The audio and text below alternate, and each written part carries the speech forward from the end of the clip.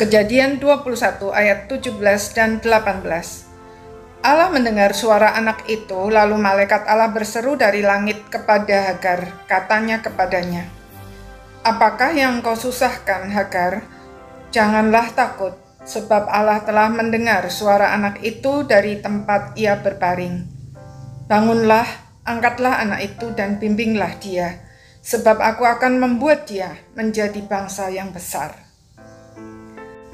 Karena diusir tanpa membawa apapun, Hagar yang sebelumnya adalah hamba Abraham itu meninggalkan rumah tuannya dengan status baru sebagai orang merdeka. Namun jalan masih teramat panjang, berat dan sangat sulit. Kesulitan pertama datang ketika air dalam kirbat yang dibawanya habis dan dia tidak melihat ada sumber air untuk mengisinya kembali. Sementara itu anaknya Ismail sudah hampir mati kehausan.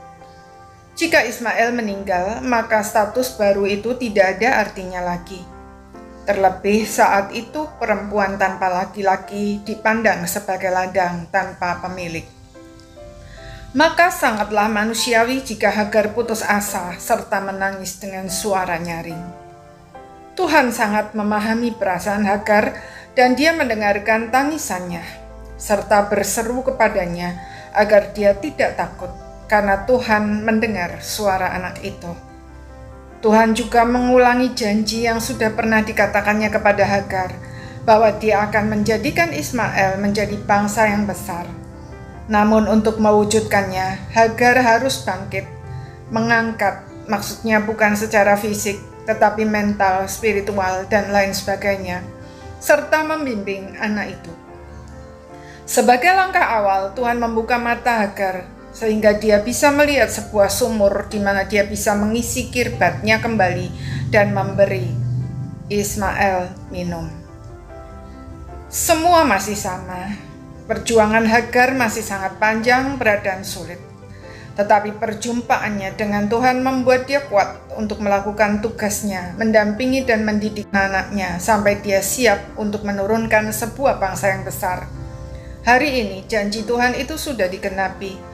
Keturunan Ismail ada di mana-mana, menjadi salah satu bangsa yang sangat berpengaruh di dunia.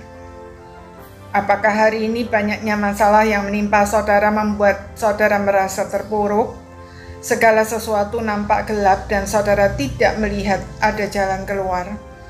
Jangan putus asa. Tuhan yang mendengar tangisan Hagar juga mendengar tangisan kita. Mungkin nampaknya dia tidak mengubah apa-apa, namun percayalah bahwa dia memiliki rancangan yang sempurna bagi hidup kita.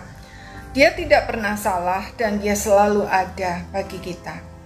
Jika Hagar hanya mendapat satu janji, kita memiliki Alkitab yang berisi beribu-ribu janji yang pasti akan digenapi pada saatnya.